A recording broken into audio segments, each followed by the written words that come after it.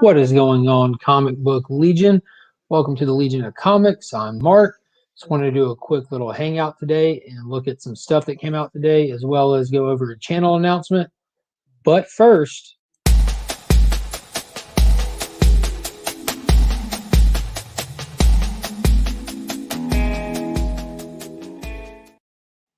so if you haven't already, be sure to do this right. Be sure to like and subscribe. I always get that backwards with the hands, but be sure to like and subscribe to the channel. Ring that notification bell. I've passed 400 subscribers, and I'm going to be uploading my 400 subscriber giveaway video tomorrow. So I did pick up what I was going to be giving away today while I was running some errands. So we might go over some of that as well as what came out today. But let me check out the chat. And real quick, let me see. Let me put this in the chat real fast. If you would like to hop on with me for just a few minutes and hang out, there's the link in the chat. If don't plan on being on here too long. So let's see. We have Robert Flash 6792. How you doing, man? Glad you could make it. Freaky Louie, what is up? We try to be more Legion. We do our best to be more Legion. We can't though, because that's how Legion we are. Coco loves Chevy from the Burke fam. How are you doing, bud? This guy is coming with the speculator heat, keeping everyone up to speed ahead of time. Really appreciate that. There's a lot of cool stuff coming up in comics and media, and he's on top of it. What is up, Chris from the Comics Lounge? How are you doing? Got slotted up 503. How are you, Jason? There's Marvel Heroes, though. Talking about this one? The Marvel superhero action figure? Pretty soon we'll be working in, let's see, pretty soon we will be working in Mirrors Better Than Mirrors Master. So yeah, there's the link is in the description to hop on. If anyone would like to hop on, that would be cool. But just wanted to go over a couple of the books that I picked up today, do a quick little haul video and go over the 400 subscriber giveaway stuff. But there's some good DC that came out this week. Of course, the Future State stuff came out. There were a few other titles, but really excited about a few of them. We had Swamp Thing, issue number 2 came out. Rom V's writing this. He did really great with that first issue. It was definitely its own thing, but you could tell that he was kind of writing kind of in the same style and format that Alan Moore did when he did his run. There's a lot of that internal dialogue going on. And it takes place way in the future, so that was super cool. That it was kind of not really limited to any other of the stories that were going on around it. And then we have Future State Flash issue 2. There's an amazing B cover for this, but I'm kind of trying to stick with all the A covers, so all my Future State stuff kind of matches. And I've been looking forward to this one because the week after issue 1 came out, Teen Titans number 1 came out, and it had a writer's note in it that referenced this book.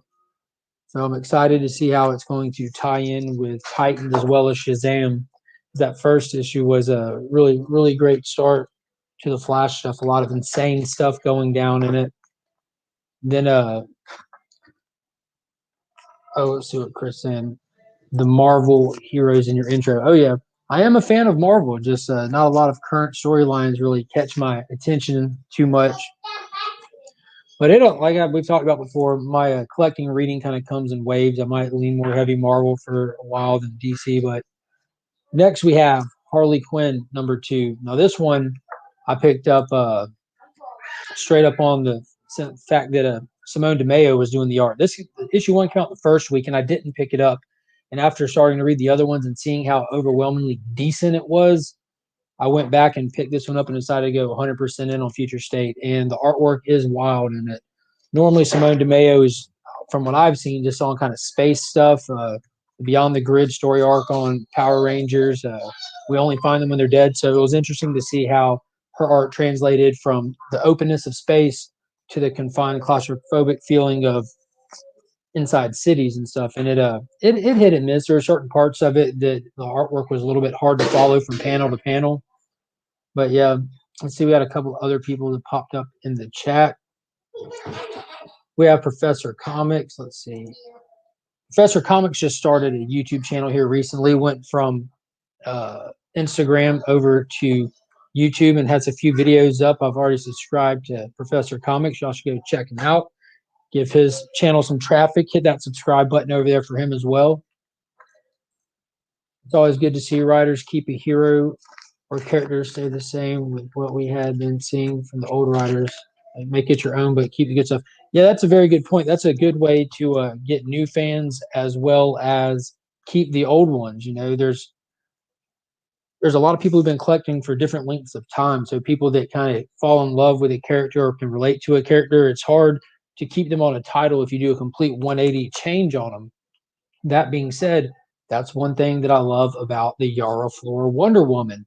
It completely has the essence, feel, and style of what a Wonder Woman comic should, but Yara is 100% her own character, completely different than Diana. So if you enjoy Wonder Woman comics for different reasons, you can find a lot of those reasons inside the Yara Flora book, but you can also find all kinds of new elements. Like, she is not Diana at all.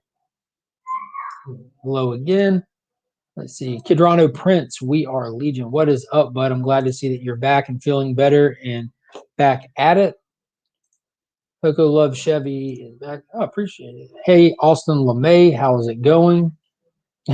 Overwhelmingly decent. I chose those words specifically because you're always going to have people out there criticizing it, trying to nitpick it, this and that. And most of these titles I have really enjoyed. Some of them have been amazing. All of them have been well written. The artwork in most of them, and when I say most of them, at least 90% of them have been above average, well above average. But not all of them are for me. You know, some titles, they weren't written for me. The characters I don't care about to begin with, so I can't expect as much out of them. You know, but so as a whole, I have enjoyed it. It's been good, but just as a generic blanket statement, it has been overwhelmingly decent. Like, not underwhelming, overwhelming. Let's see. We also have Lucretius 1971. Hello, my previous giveaway winner. 400 subscriber video drops tomorrow. And I picked up what I was going to give away. I'm going to talk about that here after I go through these last couple of books. Oh, there I am. Everywhere you go, there you are, Cult Fiction. Watching Metal Unboxing, thought that was live. No, that was a previous one. That was a really cool John Jang unboxing for Death Metal 7 I did. What is up, Samuel Coing? I haven't jumped into Flash issue 2 yet. Issue 1 was insane. The speedsters are powerless. Wally is possessed by one of the riders of the Apocalypse Famine and murdering everyone. And that story intertwines with the Titan story they did that was really good and content heavy, as well as the Shazam book that takes place a couple years afterwards. So Shazam is more the fallout from what had gone on in those titles. But I've really enjoyed the Flash one. It was a week 1 book, and it really rolled Future State out strong with stuff like that. Now, I am a big fan of Wally. He is by far my favorite Flash. And a lot of people get mad when they see him kind of getting that bad guy role, or what they did with him getting the powers of Dr. Manhattan. But I enjoy that. I don't need to see him doing the same old every time and all the time that I see him. So the fact that he's getting a lot of attention makes me happy. And then finally, I have Batman Future State, the next Batman issue number 3. Now, this is obviously not the A cover. My shop was short on A covers, and he's going to be getting some replacements in at the end of the week. So I will have my A cover when I go back Friday. So those are the Future State books. Oh, I keep putting this one away. I did get Superman of Metropolis number 2. Now, this one was cool for us. The reason I really enjoy this one was because it seems to be young, unrefined Jonathan Kent as Superman. So this is him trying to get into the position of being Superman, and he's definitely making some rough decisions. And he's not his dad, and you can see that difference in here.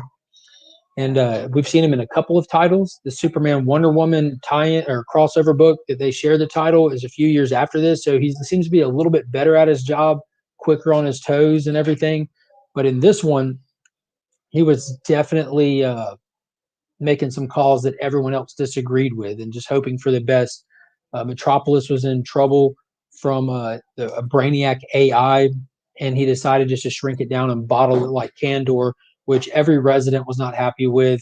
Uh, Hera was very not happy with, and the government was very not happy with, and he wasn't too happy with having to do it himself. And so we're going to see where it goes from here. But seeing a little bit down the road with that Wonder Woman Superman tie-in, he seems to be a lot better at his job. Like he's getting the hang of it. He's got a routine that he follows, and the city seems to respond well to him. My opinion on the next Batman, Tim Fox, I've enjoyed it. I like the more grounded feel to it. It feels very street level. And I like to see him now that he was kind of going out, reaching out, asking for help, where he's tying in with Nightwing and everything. And yeah, I'm definitely all for it. I'm all in on it. Batman seems to always have all the answers. So this is a really cool change of pace to see Tim Fox not have all the answers. I like that he's not well received by the city. Quite the opposite. He's public enemy number one.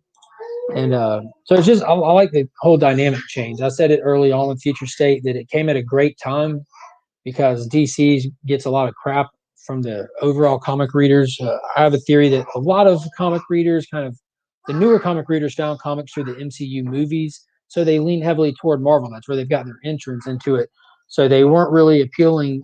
DC Comics weren't really appealing to those people who are coming in through that avenue. So it's nice for them to have completely changed and shook up what they have and give people a new opportunity to see how they like these stories and respond to the dynamic of these characters. And for people like me who've read them for a long time, I like the change of pace. It's something fresh, it's something new. And yeah, I'm a big fan of all the old Elseworld stuff. So stuff like this is just really fun. The same old gets tiring. So like 8 covers unless it's the artist cover you follow. For the most part, yeah. I'm old school, so I do like just getting the A covers. Like for a long time, up until recently, variants were just variants. They don't really hold their value or didn't really have a huge market for it. My first job was at my local comic shop back when I was in high school, even, and there's variants back then. There weren't as many ratio variants would pop up here and there, and I have a lot of them from when I worked there. And none of them, not a single one, hold their value. But now with the way that we're all connected with eBay and Mercari and Facebook and Instagram, and we're able to sell. There's like you have the overall comic collectors, and inside of it, you have so many different little smaller cliques of and styles of collecting. So you have people that just enjoy those variant covers a lot more than other people, and they're able to sell them and trade them, and they're able to circulate a lot more. So for me, it all just stemmed from just how it used to be. You know, I kind of just still just get cover A's. I like how uniform the collection looks when all your covers, trade dresses look the same, this and that. But if it's an artist I really enjoy, I'll get the A plus the other one a lot of the time. Now with certain cover artists that do exclusives, there are certain artists I'll follow, like specific Crane books, for example. I'll go after like the Power Ranger stuff and John Jang. I'm a big fan of his and all these Transformers and stuff back here and up here. Those are all his books. I do collect his artwork, so it's not necessarily just the covers or the book they're on, but it's just his art. Is that Brainiac and the new Man of Steel trailer? I haven't seen the new Man of Steel trailer. I know that I've seen some fan-made stuff out there from time to time where they've. I don't know if that's what you mean or if it's an actual trailer. But finally, not Future State. Now it's been on my new comic book day videos for like 3 weeks straight because they kept soliciting it and never came out. But we have Hellblazer Rise and Fall Book 3 from Tom Taylor. So Tom Taylor crushed it with Deceased, all 3 volumes. He absolutely crushed it back in New 52. I'm a big JSA fan, so I've read all the Earth 2 stuff that came out from the New 52 era as well as at World's End. That's kind of where the title of my weekend show at Week's End came from was I just like that book so much at World's End, whereas Earth 2 stuff ended up. But Tom Taylor totally crushes it. He's even doing great on his title with Boom called Seven Secrets. And the artwork in these things are insane. Obviously, this is prestige format. It's oversized. Before I show y'all some of them, make sure it's decent to point out because there's a lot of stuff in these books that is not okay with showing off. But the artwork really has a lot more room to shine. But yeah, I love these oversized ones. I picked up most of them other than like the Harley Birds of Prey title. But yeah, let's see. I don't know how much knowledge it is. I would just call it more experience, my limited experience. I've just been at this for a long time. I'm a second generation collector. Just the average conversations with most people and their dad could be about anything in the world. Mine and my dad, it's about comic books. And that dude has knowledge. I've been trying to get him to do something with me on the channel because he's like a walking encyclopedia. Like this was my dad's business card. Like this was not his profession. He is retired from his profession, but this was his business card when I was growing up. He has a legit comic collector's business card. Thought that was cool. Came across my son walking around with it the other day and I scooped it up off of him. And I don't know if y'all noticed that, but look, that's his old beeper number. Because my dad walked around with a beeper like a 1990s drug dealer, but he wasn't. Oh man, beepers. They were cool. I wish they would say fan made. What do you think about the possibility of Punchline on HBO Max? And that's what I was referring to with Coco Love Chevy. And I had heard about it, mentioned it, but I think that from what I saw initially, and this was a couple of weeks ago when I first saw the announcement about Punchline's show on HBO Max, I think that it's meant to be an animated show, much like the Harley Quinn show, which if it is, I'm even more all for it. A lot of live action properties are hard to find that good footing for. I don't think DC's found that footing with the overall general audience yet. People like me who just I think my fanboy kicks in when it comes to like their live action movies. More or less, I can find an excuse to like them. Did not like Wonder Woman 84. I don't think it was a bad movie. I think they just missed their general audience with it. If you go into it with a different pair of glasses on, you might enjoy it for what it was meant to be, which whatever it was meant to be is not what it should have been. We should have just had rock and roll Wonder Woman, but they leaned way too heavily into the 1980s genre stuff. They didn't just have the movie take place in the 80s, they made the 1980s a character in the movie, and it was ridiculous. But I mentioned this before, I loved the Swamp Thing Future State stuff. It was absolutely amazing. I like that it's in the future, it's not connected to the other stories. And I like where Ron V's writing it kind of in the style of Alan Moore's 1980 Swamp Thing run. That was such an amazing run on Swamp Thing. I talked about it before with a couple of other people on YouTube, and new guy Ryan even recently read it. So me and him were able to talk about it a lot as he was going through it. It was awesome. Hellblazer is one of my favorite titles. Dude, John Constantine has always been a cool character, but here recently he's really gotten a lot of spotlight. It makes me appreciate him even more. You know, he had his actual ongoing title wrap up before Future State, but he was frontlined in this last Deceased Dead Planet. He was a teetotal Banff. If you don't know what a Banff is, look it up. Beeper, yeah, beepers were the way to go, bud. Nice. We got a lot of love for beepers in the chat. Beepers are the way to go. Steve, beepers ruled $12 a year. You can't really beat $12 a year. We got the Southern Comic Geek in here. What is going on, buddy? Payphones and beepers. Oh, yeah. You check that. I remember my dad doing that beeping and check, just sat on his belt, right on his waist, not in your pocket. No, it's literally on your belt. You look at it and you just look around. You have to scope your surroundings to think about where the nearest accessible phone is. You remember that, Mom? Yeah, I remember when he got his first cell phone. I remember where the building was. It was over there next to the old Ryans. Yeah, it was fun. Which one's leading into another ongoing cult? That's right, Jason. We're all doctors, apparently.